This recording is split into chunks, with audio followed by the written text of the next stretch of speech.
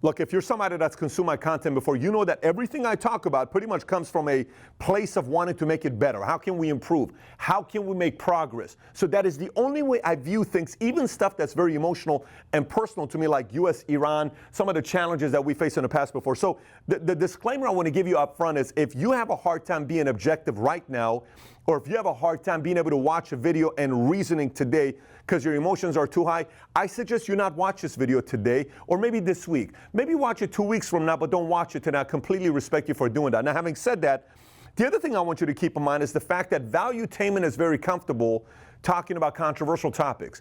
I don't know that I've never touched up on no controversial topics. All the mafia interviews, political interviews, people I've had that they've said you shouldn't have this guy because this guy's gotten, deplatformed. You shouldn't bring that guy politically. That guy's too Democrat. That guy's too Republican. That person sued too many people. He's killed too many people. This guy. So we've had a lot of different controversial people on this channel, and I'm comfortable doing that. And the way we do it, we don't do it from a bandwagon standpoint, which is, let me see what I need to say to get my viewers to like me more, because it's all about liking. And if they like you, you do better. It's not my style. I didn't create a channel to do vlogs and you see my life and my dogs and my puppies and my cats and look how awesome it is. Oh my gosh, I love this guy. It's not my DNA. That's not how I'm wired. So I tell you based on how I view things and the things that I experience in my life. So if that makes sense to you, then great. If it doesn't, I also respect it. You don't have to agree with what I'm talking about. You can comment below and trash this video if you want to. I'm comfortable with that as well. But this is my response video to events that took place with the death of George Floyd. So today, we're going to talk about a few different things. One is events, facts. One is, some of the things that's good actually of what's happened with this crisis that we've experienced. Then we talk about who and what is the cause of the events that took place with George Floyd. Who is to blame? Who benefits from America being divided? Why does it keep happening? Can racism and discrimination be eliminated? And then some solutions for you to be thinking about at the end, which we'll talk about here in a few minutes. So let me get right into it. Facts. George Floyd, 46-year-old man, gets up there. New York Times tells us 8 minutes and 40 seconds, Derek Chauvin was on his neck. Derek Chauvin was on his neck for 8 minutes and 46 seconds while George Floyd is saying, I can't breathe. Please, I can't breathe. Everybody's screaming. He's saying he can't breathe. Get off of him. But the man, the officer, kept the knee on his neck for 8 minutes and 46 seconds. Think about it for a second. If you do MMA and you watch UFC, you don't even do MMA. If you watch UFC, when the guy gets tapped out, what do? They go like this, and immediately the ref comes and boom. How long have you seen guy go like this? Actually, think about the question. UFC, chokehold. How long have you seen the guy tap out? How long? 2 seconds? 3 seconds? You ever seen 8 minutes and 46 seconds? I don't know. That's a long time. I've never seen 8 minutes and 46 seconds. The round is 5 minutes.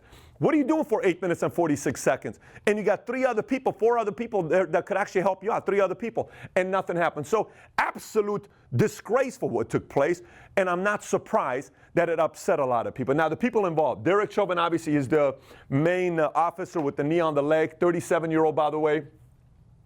He was charged with third-degree murder, second-degree manslaughter. Then you have Officer Coons himself, Officer Lane, and Officer Tao. They were charged with aiding and abetting murder. Okay, one of them was 26 years old, 137, 134 years old. So that's them. Those are the facts that we have so far here, right? So that's what they've been charged so far, which, by the way, these could change, and odds are Derek is going to go to jail. And if I'm a betting man, I'm assuming the other 3 are going to be released based on how these things typically have worked out in the past. Okay, he'll go to jail, the rest of them. And by the way, how long he goes to jail, I don't know. Because if you go back and think about somebody that's close to him, back in March of 1991, Rodney King went through a similar challenge where his Sergeant Coons, Stacy Coons, told the other 4 officers to hit, Rodney King with the baton, and they were constantly being hit. And that was recorded back in the days when we didn't have social media. And Rodney King was 25 years old at the time. George Floyd was 46 years old. Rodney King survived. George Floyd didn't survive. Stacy Coon went to jail for 30 months. So if we make the comparison, Rodney didn't die, 30 months. And then afterwards, today, he's a limo driver, by the way. You can actually go. We'll put the link below for you guys to watch. He's a limo driver for a company called Music Express. He's driven Al Gore, D.L. Hughley, and other people around. By the way, every time he goes in L.A. and he drives people around, people record him and say, hey, how does it feel? Do you regret what you did to Rodney King? He's had to live with that event his entire life. And FYI, that riot caused 63 people to die in L.A. I came to the States November 28, 1990. This event was March 3rd, 1991. 4 months after I came to the States, this took place, okay? So the 92 riots were obviously later on, but I came to the States during that time. It was actually absolutely scary on what was going on. People had no clue what was going on. I was 12 years old.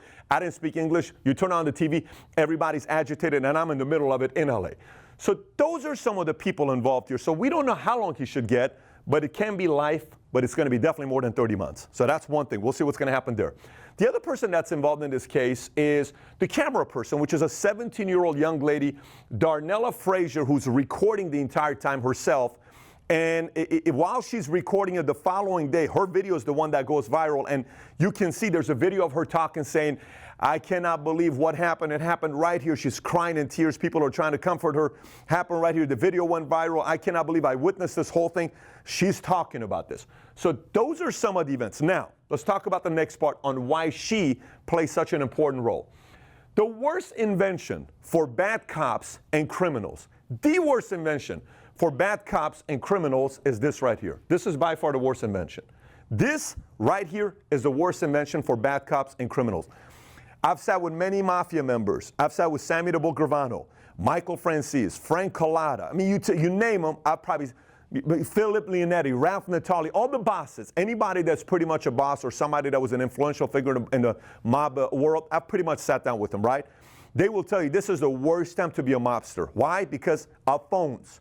So social media, phones, and cameras have ruined everything for bad cops and criminals. This is a bad time to be in the crime business, and this is a bad time to be a cop. Now watch this. What is changing everything is citizen journalism. She may not know it, but at 17 years old, Darnella Frazier is a journalist. Not a journalist licensed 32,900 full-time journalist that work for the 1,400 newspapers. No. She's a citizen journalist. She takes this out. She records a live. She's officially a citizen journalist. Believe it or not, this is very, very important and positive for advancement. Very, very, because nowadays, how many videos have you seen where the driver takes out the camera, puts it on the cop, and the cop says, you put that phone down, stop recording me. And the man says, I know my rights. Well, I do too, I'm a police officer. And the driver says, I'm a lawyer. And the police officer says, a lawyer who does Uber? Yes, I need to make money. I'm a lawyer and I know my laws. Okay, then keep recording. There's many of these videos, by the way. This scares the hell out of bad cops. This is a weapon. So remember this. This is a beautiful thing right here that's a weapon, right? So now, let's continue. Let's continue. Obviously, this event takes place. We're divided. Okay, we're divided. What's going on? What do we do? But if you look at cops and protesters, when it comes to cops, you got good cops, bad cops, and criminals. Yes? Yes. Protesters. Some people want to protest and they want to kind of be heard. We're upset, White House. We go in front of D.C. Hey, we're upset, L.A. We're upset. There's peaceful protesters. There's looters and criminals. On both sides, you have criminals. On both sides, you have bad cops and looters. On both sides, you have people that exploit opportunities. Crime's going on, let me go grab this Louis back. That's criminal. Crime's going on, let me get this Tesla car and drive. Crime's going on, let me drive this car. Crime's going on, let me go and get this Target. Let me get this computer. Let me get this criminal. Crime's going on, no, I'm a cop. Let me show you my badge. I got a gun. You better listen to me, right? That's abuse when you exploit. But we have to realize majority of cops are good people. Yes? Yes. Majority of protesters are peaceful. Yes? Yes. We found an area of commonality. It's very easy right now to find things that we don't agree with. Area of commonality. Most cops are good cops. I'm willing to bet somebody in your family or friends or cousins, somebody's a cop. Yes? And I'm willing to bet that somebody you know went and protested and they're a peaceful protester. Yes? Perfect. So it's not that everybody's bad. It's not that every cop is bad. It's not that every protester is bad.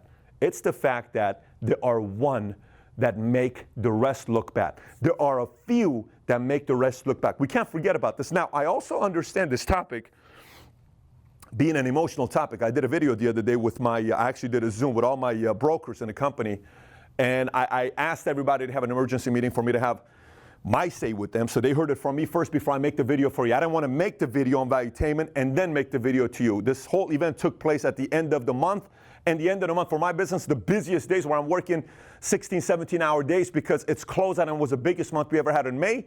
So I gave this message to them. Now I'm giving a message to you. So now, let's talk about this next part here, okay? Let's talk about this next part.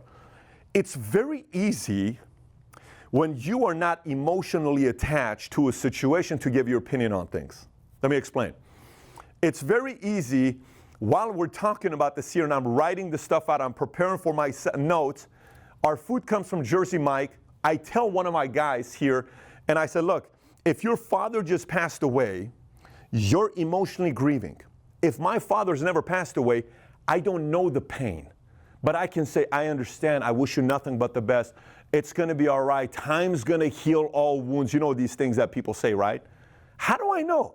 I don't know. I've never had my father die. 30 minutes later, our camera guy, Paul, comes up to us. We're having lunch over there. Jersey, my Kai's sitting here. I'm sitting here. Josh, my wife is right here. He comes and he says, you can tell something's bothering him. He comes and says, I have to tell you something. So what's that? I just got a call right now. My dad just passed away. I said, what? He said, my dad just passed away. We all look at each other because just 30 minutes prior to that, we spoke about that. And Kai's like looking and said, I don't even want to think about getting that call. Your dad just passed away. My dad just passed away. I went up to him and said, listen, man, if you got to go home, go. I said, I'm going to get out of here. 2 weeks ago, Memorial Day, he went to his family to visit his dad. 2 weeks later, his dad dies. He came and said, Pat, I got to go visit him. I said, do your thing. 2 weeks later, his father passed away.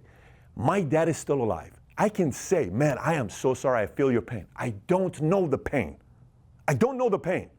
So it's naive and arrogant for somebody who is emotionally not experienced what's being experienced today to be able to logically say, I fully understand where you're coming from. I mean, I totally understand why somebody doesn't want to hear any of this stuff. This is why I said, if you can't objectively watch something today or be able to reason today because emotions are so high, don't even worry about watching it. Come back to it a couple weeks later. If you're watching it right, then more power to you. But I understand why not to, because there's logic, there's emotion. There is reason, there's feelings. When feelings are high, when emotions are high, we don't reason well. We don't logic well. When our feelings are high, when our feelings are low, we're able to reason better. What did you say? I'm going to tell you I'm going to Papa get killed. Boom, you don't even know what I'm going to do to you. Step away.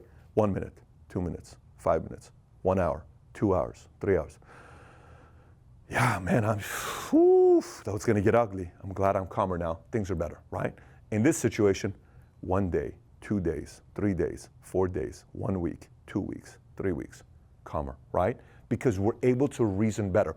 So I'm also not naive, and I know how frustrating it is when people who have never had kids, they tell people how to parent. When people who have never ran a company are telling people how to run a company. When people who have never been poor want to claim they know what it's like to be poor. When people who have never been on welfare, oh, I feel so bad. I grew up as a kid going and picking up welfare, and my mother would send me to Albertsons on Glendale to go pick up women products.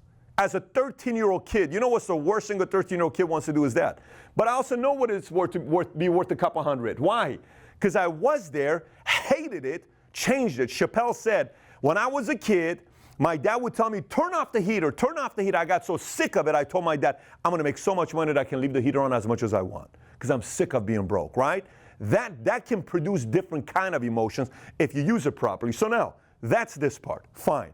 So we've covered the facts. We've covered some of the history to see what's going to happen to Derek based on what happened to Stacy. Okay? We've covered the power of what Darnella Frazier does as a citizen journalist, right? And how much of an impact the smartphone has made to bad cops and criminals. We've talked about good cops, good protesters, bad cops, bad protesters. We've talked about logic and reason. Now let's go a little bit more over here. Who's behind this? And what's causing this? Who to blame? That's really the issue. Who is to blame? Is it Trump? It's Trump's fault. No, it's not Trump's fault. Obama is who divided America. No, it's not Obama's fault. It's the Democrats. No, it's the Republicans. No, you know, it's Soros. It's George Soros' fault. No, it's the Koch brothers. It's Charles, since he's the one it's Charles's fault. He buys his president. He wakes up in the morning and says, for your birthday, I'm going to buy you this president. It's his fault. It's the educational system. It's the white's fault. It's the black man's fault. It's the black person. No, it's the white man's fault. Whose fault is it? Maybe it's the media's fault. Why is it the media's fault? What about the media's fault, Pat? I don't understand why media. Well, who benefits the most from America being divided? Actually, think about that question. If you're going to have a debate tonight with your family, if you're going to ask a question to kind of start a conversation with your kids, maybe ask the question, who benefits the most from America being divided? Actually, think about that. Who does? Who benefits the most from America being divided? Is it a political party? Do Democrats benefit if we're divided? Or do Republicans benefit if we're divided? Who's the enemy? Is it China? Does China benefit the more they look at America and say, oh my gosh, awesome, look at all these protesting. It's beautiful. You think China's excited we're having protesting right now? Actually think about it. You think China's excited? You think Russia's maybe excited? You think the Middle East is excited, laughing at America, saying, look what you're doing and you're judging us? You think they're excited? You think the Middle East is excited? Or do you think the media is excited? Why is the media excited?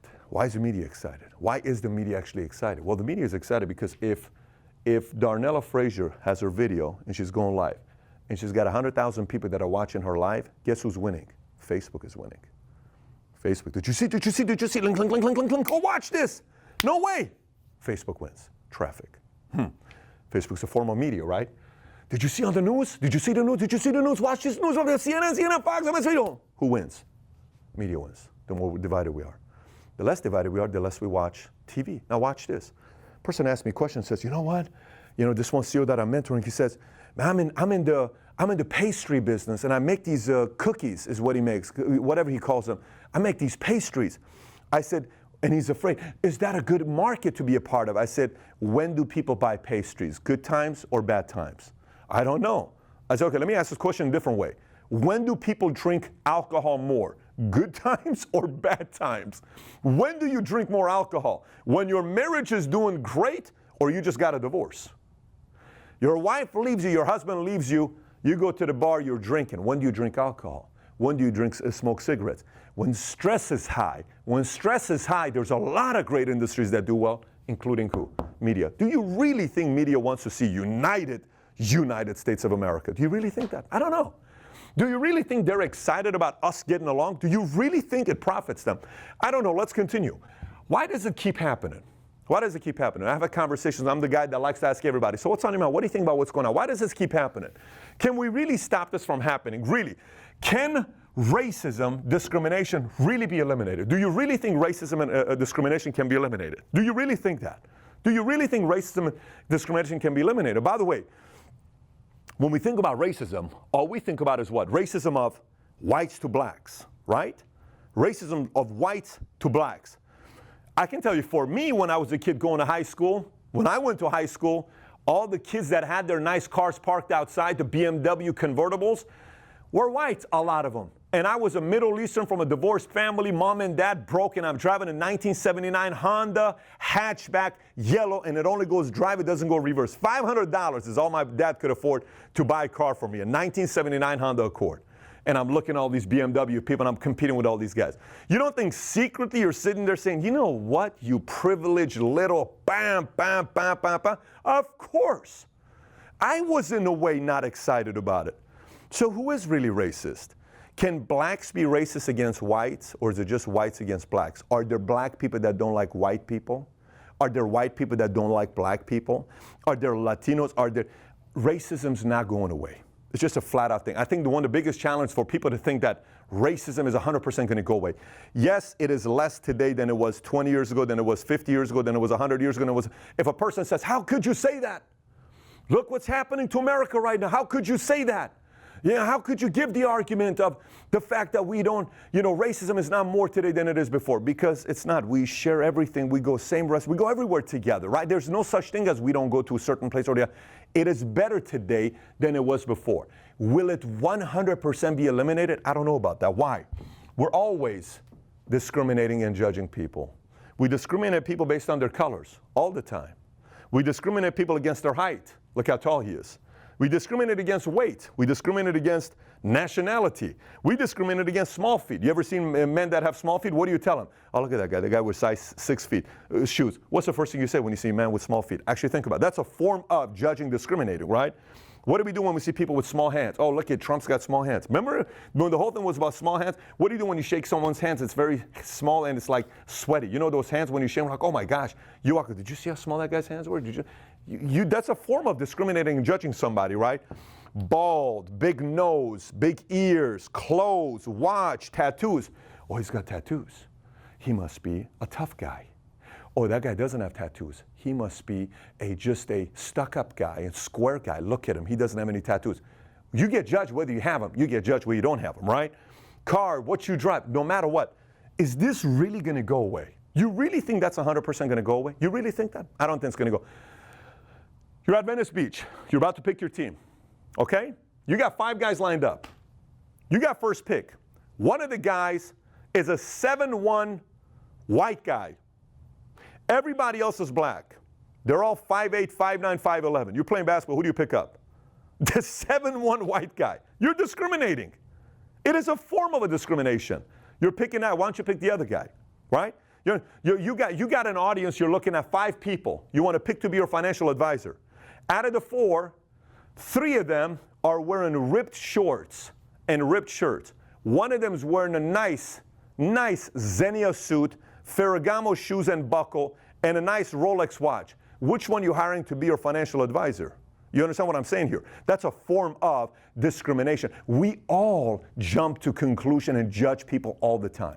You do it when you go to a nightclub. You do it when you go into the store. You do everything we do this. Is this really going to go away? I don't know about that. Now let's keep continuing here. 2020 census, race questions. This is for me. Okay, this is for me.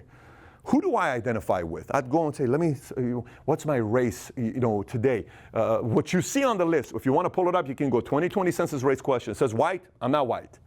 It says black or African American, I'm not black or African American. It says American Indian or Alaska Native, I'm not either. Are you Asian? I'm not Asian. Are you Native American or Native Hawaiian or Pacific Islander? I'm not. What am I? Other. There is no Assyrian, Armenian, Iranian, or Middle Eastern. Why not? I'm offended.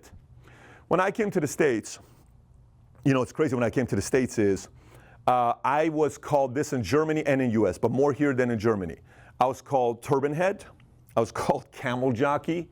You know how many people thought I went to a school on a camel? Like literally I said, hey camel jockey, do you go on a school on a camel? I bet you go to school on a camel. Like I've never seen a camel in my life. Now donkeys, different story. We have in the Miriam.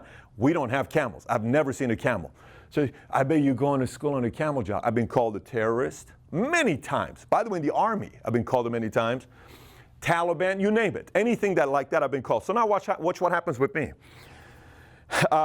I become an advisor. Day before 9/11. Morgan Stanley Dean Wood. I get my license. Eventually, I'm going to another company, Transamerican. I'm training this one guy who's a Mormon. I'll never forget this. Nicest guy, him and his wife.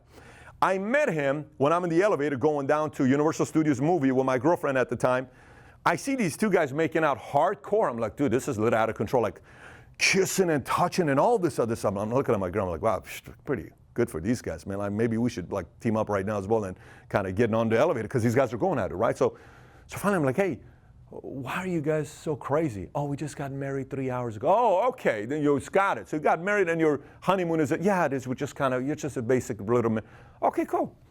So I talked to him. I eventually end up recruiting him. He becomes an advisor. He was a future commodity broker. So he starts working with me. The guy's name is James. And I trained him. When I trained him, we went to a client. Never forget this. We go to this client, Thousand Oaks, nice family, money, beautiful home. And I go in, I say, yes, I'm a financial advisor. I'd like to be able to help you out with your finances. This is my specialty is. And they said, where are you from? I said, Iran. And they said, are you a Mormon yourself? I said, no. We said, you know what, we would like to work with somebody that's Mormon, if you don't mind. If you have any advisors that are Mormons, we'd like to talk to them. I said, but I'm probably the best guy we have at our office right now, my company. He says, no, we'd like to talk to a Mormon. I'm like, are you freaking kidding me? I can't show it to him because it's a guy I'm training. He's trying to, don't worry about it. Yo, Pat, I'm so sorry. Family, you know how they are. They just kind of said, no, it's all good, man. Don't worry about it.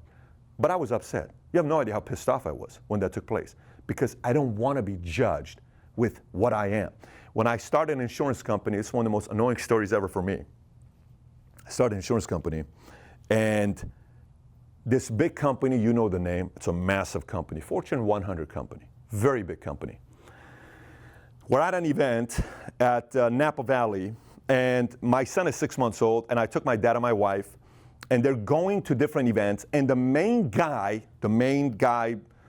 number 3 guy in the company, they're going baking and cooking with a group. My wife and my dad take my spot. I'm supposed to go. I say my dad to go, my wife. So they go. The guy starts talking to my wife because he was a new guy that came on board. He talks to my wife and he says, well, let me ask you, we're a little bit concerned because what do you think about Armenians yourself, Jennifer? And he's talking about, what do you mean? Well, we've had a lot of insurance companies and we've dealt with a lot of Armenians, and a lot of insurance fraud happens amongst Armenians. So we're a little bit uncomfortable working with your husband because he's Armenian, So how do you feel about that? And he's trying to pry stuff out of my wife. I'm like, what, are you kidding? So they come back. And this is my first time I'm getting this much time with my 6-month-old son. So they come back. My dad says, please don't say anything to Patrick. Please don't say anything to Patrick. Guess what my wife says? I have to tell him something. My wife comes to whisper to me what was said. She says it to me. I flip out. I said, he said what? He says, I have to tell Patrick or else Patrick's going to get upset. When she tells me, I contact my attorneys. I contact my advisors. I said, what is that? So, well, you can't really do anything because you can't prove all this other stuff. So, okay, great. They were getting ready to come to my office to drop my contract. So I called the meeting even sooner. I asked them to fly out and come to me. They came 1 week sooner. At my office, I'm there, my wife, my chief compliance officer, director of finance, my team, he's sitting right there across the table from me, okay? And he says, well, let's go ahead and he's thinking he's going to drop the contract. I said, before we get started, let me start the meeting first, before you do. Is that fair? Yes, go ahead. Okay. I said, look, there's this little rumor going around that you're uncomfortable working with us because the CEO of the company happens to be Armenian, and you've had some challenges working with Armenian brokers in the insurance space. And I just want you to know, for somebody that lives in America where the system is run on a capitalistic society, this is what I like to see happen with us. I'd like to you to judge me based on the results we get you, not based on me being Armenian. And I like to make this a business issue, not a race or nationality issue. Are you comfortable with that? I'll never forget this meeting. He goes like this. You've made your point. Great. We're going to give you 1 year. And then I said, no problem. Do you have anything to talk about? No. Meeting ended 5 minutes. They walked out. We've been still doing business with these guys till today. You know what happened with that guy? We became very good friends. Upon his retirement in Miami, Florida, we rented a yacht to retire. The 5 people that gave speeches on his retirement, the last one that spoke was his best friend. I was the second to the last speaker that gave a speech on his retirement because I wanted respect. And the way I got it is to become number 1 in this space. Middle Eastern, no 4-year degree, nothing. Parents divorced, 0 money, dad 99 cent store, Army background. There's nothing about me that says this guy's going to be a great CEO insurance agent. The point I'm trying to make to you is all of this, I used it as fire because this is all leading me to a couple different things here. When I was a kid, I asked my mom, I said, Mom, are we Democrats or Republicans? You know, my mom said, Democrats are for the poor. Republicans are for the rich. You know what I told my mom? I said, man, I'd love to be a Republican one day. Do you understand? Like, I don't know what the hell Republican is. All I try to say is, I'm looking forward to being rich one day. Because I hated being poor. I hated it. And why do I want to be in a political party where it's only for the poor? I want to do something big myself. That's how I viewed it. I didn't know what Democrats were about. I didn't know pro-life, pro-choice. I didn't know any of that stuff.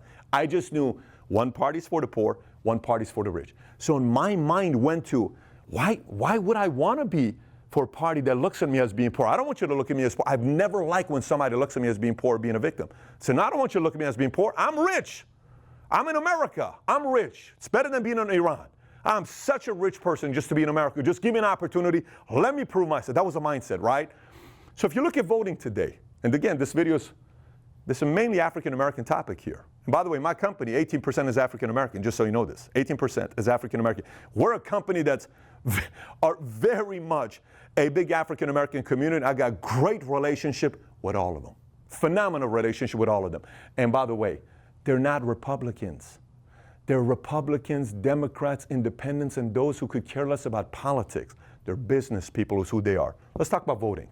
In 1960, 64% of African Americans voted Democrat. Let me say that one more time. In 1960, 64% of African Americans voted for Democrat. In 1964, that 64% went to 92%. Again, 1960, 64% voted Democrat. 1964, 92% voted Democrat. In 4 years, we went from 64% Democrat, 36 Republican, to 92% Democrat. Why? Because of Goldwater. Goldwater went out there and the whole 3/5 compromise, he didn't want to vote because he says he felt they wanted to get more.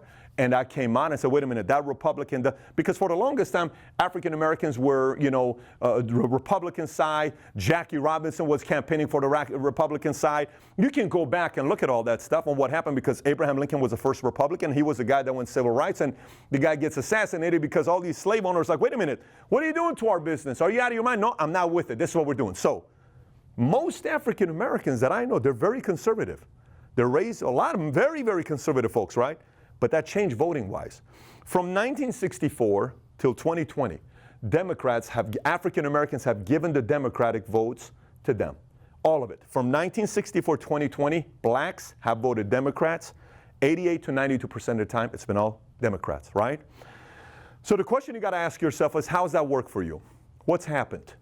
What has happened for you? What kind of results? Because you've given Democrats the ability to make the right changes for you. They've had 56 years to be able to come out with new programs, new legislation. They've been able to make changes. What's happened for you? So Charlemagne God has Joe Biden on. He says, listen, I just want to be able to know that the Democrats don't abuse the black vote, right? That's what Charlemagne got. And Joe Biden said, if you vote for Trump, you ain't black. That's kind of like what Barry Goldwater did. 3/5 compromise, they lose all the black vote. The Democrats don't think they'll lose the black vote. So what am I saying? Am I saying vote Republican? It's not what I'm saying. This is my solution, because everything to me is a solution, all these things we're talking about. Number one, change the way you vote. If you're not going to vote Republican, vote independent or third party. They have to get a taste of, it's not just you automatically going to get my vote, because this is not working. Number two, help communities become financially free. Help communities become financially free. Through what, though? Through capitalism and entrepreneurship. Can you imagine if more, like for me, I'm going to make more money so nobody can tell me what to do. You're Middle Eastern, though. You're none of these on the census. You're Armenian. You look like some of these guys when 9/11, you look like those guys. You look like that guy could be your uncle. I know. But when you get results, nobody can tell you anything. And that's the entrepreneurship side. It's like the philosophy. Get so good at what you do that whites, blacks, Latinos, everybody wants to do business with you because they don't look at this. Get so good at what you do, because the reality of it is, what is really the solution to this? All of these things that's happening, it's just bringing awareness. But awareness to what solution? Who's talking solution? I'm only interested in solutions. I fully understand. Everybody wants to get on the bandwagon. Why not give some solutions? How do you change? Yes, you can raise money and give money and go fund. Sure, all of those things are good, but they're not permanent fixes. They're Band-Aids. What are your permanent solutions? I'm making some suggestions. I'm making some suggestions that this is what I would be doing. If I was somebody that was a president, and if I have somebody that's making decisions, these are the things I'm talking about. When is the last time you see somebody from the top start telling people to go read books on business? When? Why not? Why not tell somebody, go read these 10 business books, go learn how to be an entrepreneur, go learn how to be a capitalist? Why? Because if you do, they don't own you, they don't own the vote. You control how you vote, because they need you, not the other way around. So again, while you're talking about this, reason why I get a little bit upset is because I don't like being bullied. I don't like being manipulated. I don't like being pushed around. I don't like being owned. I don't like being owned. Democrats own the vote. I don't like being owned. I'm Armenian. I'm Assyrian. I'm Iranian. 65% of us also vote Democrat. I don't like being owned. I'm a registered independent right in the middle. I don't like being owned. I don't like people say, hell, we know for a fact he's going to vote for us. We know for a fact he's going to. No, you don't know for a fact. You got to earn it. Let's go. You got to earn it. And I think this is the time. If you want to be free, let's make some real long-term solutions. So again, I don't have all the answers. This is my suggestion. I want to hear from you on what your suggestions are on commenting below. And I got a video I want you to watch. It's called How to Reach Your Full Potential. If you've never watched this video before, click over here to watch the video, How to Reach Your Full Potential. And if you've not subscribed to the channel, please do so. Thanks for watching, everybody. Take care. Bye-bye.